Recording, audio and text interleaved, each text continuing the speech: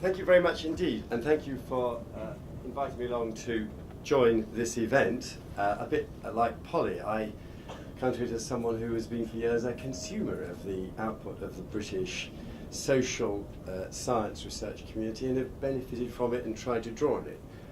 And I congratulate you, Kerry, on being typically enterprising in setting up this event and launching this campaign. And I'd like to make it absolutely clear that I and the government absolutely back two key propositions. First, that the strength of our universities and our research base is precisely its diversity. It is a range of different disciplines, and one of the reasons why we can be very proud of the intellectual achievements of our universities and research is precisely that they are not monocultural. They draw on a range of disciplines. And secondly, the importance of evidence-based policy. In fact, in my experience, coalition government is rather good for evidence-based policy. You certainly can't get through things past your colleagues simply by an appeal to tribal loyalties. It is good for what the values that people have been talking about today. And I was trying to think of some examples of this, and because almost every day I'm at some kind of discussion or meeting where social science evidence is drawn, either amongst ministers or more widely. I think of recently a discussion of how our research effort was trying to help the third world and contribute to our development objectives.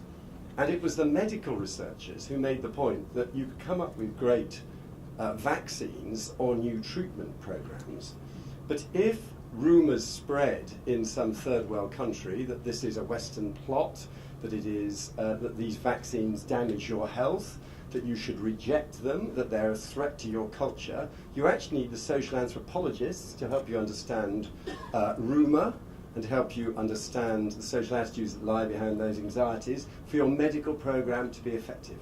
And in my experience, all of our leading researchers understand the importance of these disciplines.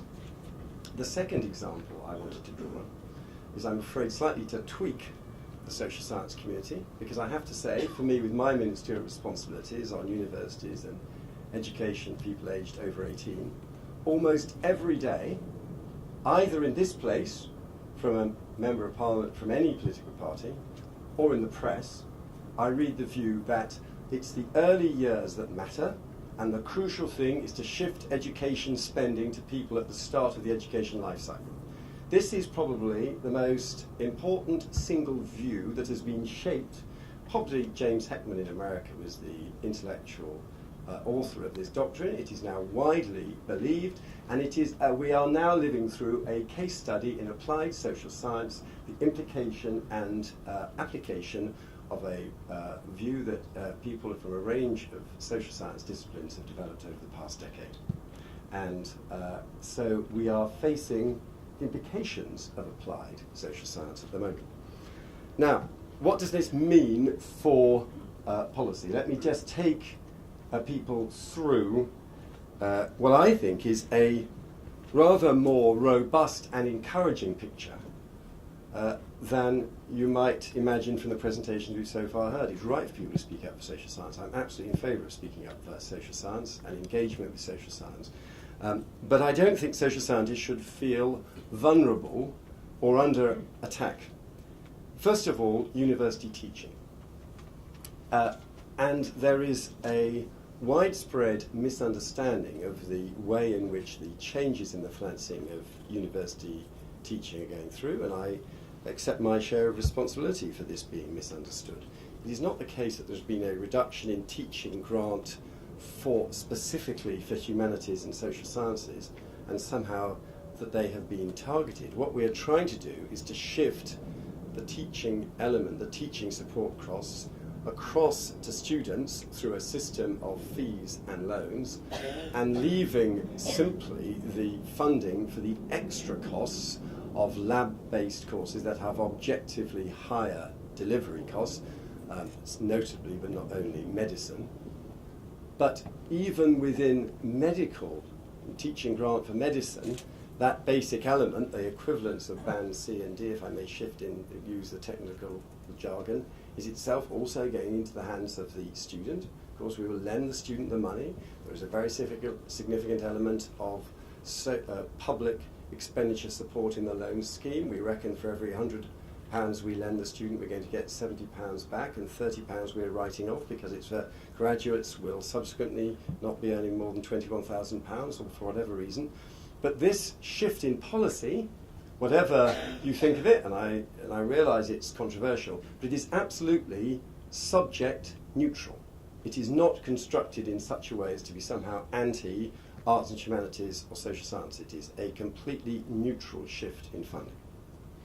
Then we come to research, where there is a similar misapprehension, because again, we sometimes talk about the science ring fence, and people fear that when we talk about the science ring fence, and there are reductionists who think that science equals natural science and the physical sciences, that it means somehow that the wider research community is not valued. But let me make it absolutely clear that the £4.6 billion cash protection for science and research includes the QR funding, the research assessment exercise, the REF, which goes, if you could argue, quite heavily towards research in the arts and humanities and social sciences, and that within the protected budget there are all the research councils.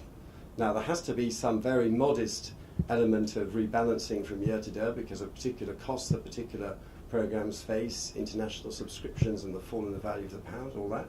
But if you look at the research allocation that I published just before Christmas, you will see an absolute commitment to the ESRC and the AHRC alongside all the other research councils. There has not been an attempt to penalise or reduce research support for them compared with the other disciplines. So the arts and humanities and social sciences are within the science and research ring fence, quite rightly, and will, I'm sure and hope, continue to make a contribution, an important contribution to research activity in the country.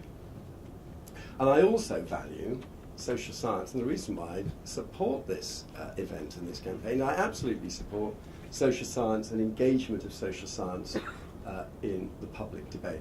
And I can say that we are going quite rightly ahead with this Festival of Social Science in 2011. It was a success last year.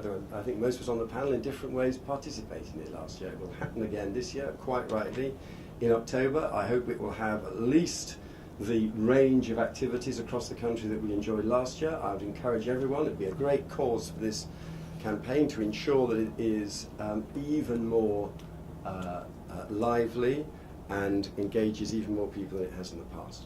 So of course there are going to be challenges, of course there are issues that we have to face, but I just want to assure you there is not within government some kind of reductionist belief that the physical sciences are somehow to be pursued to the exclusion of the social sciences or the humanities more widely. And my understanding at almost every scientific event I go to, one of the things I take greatest heart from is that researchers and scientists across a range of disciplines all understand that their work is enriched by drawing on the insights from other disciplines as well. Thank you very much indeed.